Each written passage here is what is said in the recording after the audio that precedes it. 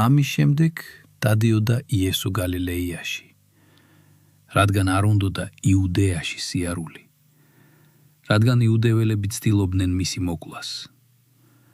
ახლოს იყო იუდეველთა დღესასწაული, კარვობის დღესასწაული. უთხრეს მას მისი ძმები: წადი აქედან და გადი იუდეაში, რომ შენი მოწაფეები ციხილონ საქმეები, რასაც აკეთებ. რადგან არავინ აკეთებს რამეს ფარულად, როცა თვითონ სურს გახდეს ცხადი. თუ ასეთი საქმეები აკეთებ, გამოაჩინე თავის სამყაროს.